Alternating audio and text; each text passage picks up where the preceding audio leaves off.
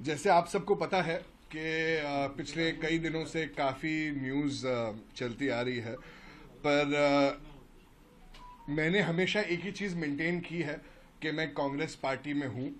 और मैंने जब मेरे पिताजी भी एनसीपी में गए, तब भी मैंने आप सब मीडिया वालों दोस्तों को भी कहा था कि मैं कांग्रेस पार्टी में हूँ। उसके बावजूद मुझ पे ये एक स्टेप मेरे अगेंस्ट लिया गया है। पिछले कई दिनों मुझे डेंगू था, मैं बीमार था, मुझे बुखार भी था। फिर भी उस हालत में मैं कांग्रेस की मीटिंग अटेंड किया। मैंने सीएलपी मीटिंग जो है वो विधानसभा में हुई थी, विधान भवन में हुई थी। चंद्रकांत हांडोरी जी का जब नॉमिनेशन होने जा रहा था, उसके पहले मेरे खुद की साइन भी है उस एफिडेविट में, उनके नॉमिनेशन में। और शाम को ये मीटिंग हुई थी। मुझे याद है सारे सीनियर लीडर्स ने मुझे देखा, मुझे कहा कि आप आए हो, बहुत अच्छा लगा है हमें, और आपको कांग्रेस पार्टी में ही रहना है। मैंने बोला देखिए ये कुछ अच्छी बात नहीं है, मैं कांग्रेस पार्टी में हूँ और मेरा ये काम है, मेरी ड्यूटी है, कर्तव्य है कि मैं ये मीटिंग अटेंड कर रहा हूँ।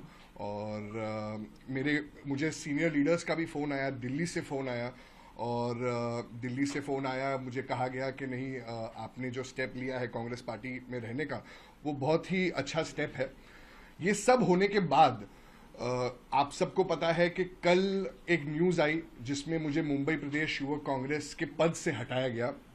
ये बहुत ही दुर्भाग्यपूर्ण है, क्योंकि ये जो एक पद मुझे मिला है, मुझे कोई नॉमिनेशन द्वारा नहीं मिला है, ना कि मैंने कोई लीडर के लिए, जैसे मैंने ट्वीट भी किया कि मैंने कोई यस मैन नहीं बना हूं या मैंने कोई जी हुजूरी नहीं कही है कोई लीडर के लिए।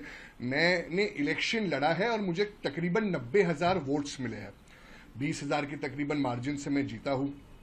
तब भी बहुत मुश्किलों का सामना करना पड़ा। मुंबई कांग्रेस के अनेक नेता मेरे एक साथ होके मुझे हराने की उन्होंने कोशिश की, बट सबको दिखा कि जनता किसके साथ है। मुंबई युवक कांग्रेस के इतिहास में 88,517 वोट्स जो मुझे मिले थे, वो किसी को कभी नहीं मिले, और ये जनता का प्यार है। मुझे मौका मिला, जनता ने मुझे मौका दिया, मुंबई युवक कांग्रेस के साथियों ने मुझे मौका दिया, और तब जाके मैं अध्यक्ष बना। पर अध्यक्ष बनने में भी बहुत समय लगा। मुझे नंबर 1 वोट्स मिले थे पूरे मुंबई में। फिर भी मेरा जो मुझे प्रेसिडेंट का जो अपॉइंटमेंट है, वो मुझे तकरीबन 8 से 10 महीना मुझे रुकना पड़ा। पूरे देश में जब भी चुनाव होते हैं तो इलेक्शन प्रोसेस जब होते हैं, उसके बाद इंटरव्यू हो जाता है, मगर नंबर 1 ही जो नंबर 1 बनता है उसकी ही प्रथा है कि वो प्रेसिडेंट बन जाता है। मगर 2 ऐसे इंस्टेंसेस हुए हैं पूरे देश में। मुझे ये सब करना नहीं था। मैंने हमेशा कहा था कि मैं कांग्रेस पार्टी में ही रहूंगा, पर अगर कांग्रेस पार्टी को हमारी वैल्यू नहीं है तो ये दुर्भाग्यपूर्ण है। हमेशा कांग्रेस पार्टी बात करती है माइनॉरिटीज की, बात करती है कि नहीं हम माइनॉरिटीज के साथ है, मगर जो माइनॉरिटीज के साथ कांग्रेस पार्टी में हो रहा है उसके बारे में मैं थोड़ी स्पष्टता से आपको आज कहना चाहूंगा, जो मुझ पे बीती है, मेरे दोस्तों पे बीती है। अगर आप देखेंगे तो कर्नाटका युवक कांग्रेस में भी एक मेरा मित्र है मोहम्मद नलपाड़, उसको भी सबसे ज्यादा वोट्स मिले थे, मगर पूरे देश में 2 ही लोगों के रिजल्ट्स तकरीबन 1 साल के लिए रोके गए थे। एक था मोहम्मद नलपड़ और एक था जीशान सिद्दीकी। आप सबको पता है कि मोहम्मद नलपड़ और जीशान सिद्दीकी में क्या चीज कॉमन है, हम दोनों मुस्लिम हैं। हमारे इलेक्शंस के बाद भी बहुत लोगों के चुनाव हो गए और उनका डिक्लेयर हो गया, मगर मेरा और मोहम्मद का डिक्लेयर नहीं हुआ। तो हमने ये भी पूछा कि क्या यही रीजन है कि हम मुस्लिम हैं, हमारे जो पोस्ट है वो हमें नहीं मिल रही है कि हम मुस्लिम हैं। कांग्रेस पार्टी हमेशा कहती है कि हम मुस्लिमों के साथ है। आप डेटा निकाल के देख सकते हो कि मुंबई कांग्रेस का आज तक कोई मुस्लिम पीसीसी सीनियर कांग्रेस का प्रेसिडेंट बना है क्या? आप बात करते हो मुसलमानों की कि मुसलमानों की रक्षा करते हैं। जितना कम्युनलिज्म कांग्रेस पार्टी में अंदरूनी है, जितना कम्युनलिज्म इंडियन यूथ कांग्रेस में है, वो कहीं नहीं है। मैं जब इलेक्शन लड़ रहा था, मुझे पता है मुझ पे क्या बीती।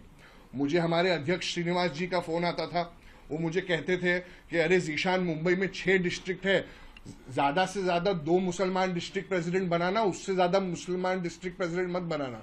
मैं बोला सर आप ये क्या बात कर रहे हो?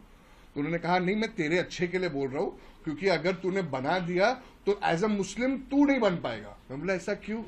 हम तो नहीं देखते कि कौन मुस्लिम है, कौन हिंदू है, कौन सिख है, कौन ईसाई है, हम तो सेक्युलरिज्म में बिलीव करते हैं, तो आप ऐसा क्यों बोल रहे हो? मुझे फेस टाइम ऑडियो पे उन्होंने फोन किया था। तो उन्होंने कहा कि नहीं, मैं तेको तू बन जाए इसीलिए मैं तेको बोल रहा हूँ एक अच्छे दोस्त के लिए, ज्यादा मुस्लिम को मत इलेक्ट कराना। तो मैं अचंभे में आ गया, मैंने मेरी टीम से बात किया, मैं बोला सर अगर कोई डिस्ट्रिक्ट तो ऐसे है कि एक मुसलमान दूसरे मुसलमान के अगेंस्ट लड़ रहा है तो जीतेगा तो एक मुस्लिम ही, हम ये नहीं देख रहे कि उसका सरनेम क्या है।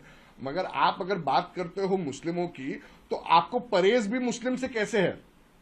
आज तक का अगर आप मुंबई कांग्रेस की लिस्ट निकाल के दे सकते हो तो मुंबई कांग्रेस में कौन सा मुस्लिम पीसीसी का अध्यक्ष बना है? जब भी बात होती है, आए दिन अब हमारे पीसीसी अध्यक्ष जब चेंज होते थे, पहले मिलिंद जोरा जी थे, फिर उसके पहले निरुपम जी थे, जब चेंज होती है तो बातें चलती है कि अभी कौन रेस में है। तो किसी ने कहा कि नहीं बाबा सिद्दीकी जी रेस में है, तो किसी ने कहा नहीं और एक वरिष्ठ नेता है हमारे नसीम खान जी, असलम भाई है, अमीन पटेल जी है। तो मुंबई में तो फिलहाल 4 विधायक है, आप सबको पता है कांग्रेस के, उसमें से 3 मुस्लिम है, एक हमारी वर्षा ताई है। मगर उसमें जब भी बात होती है कि मुंबई कांग्रेस का अध्यक्ष कौन बन सकता है, तो पहली बात ये कांग्रेस पार्टी के ऑफिस में हो जाती है कि नहीं नसीम भाई, अमीन भाई, असलम भाई, बाबा भाई ये तो नहीं बन सकते क्योंकि ये मुसलमान है। तो मुस्लिम होना कांग्रेस में क्या एक पाप है कि आज तक मुंबई कांग्रेस में कोई मुस्लिम अध्यक्ष नहीं बना है?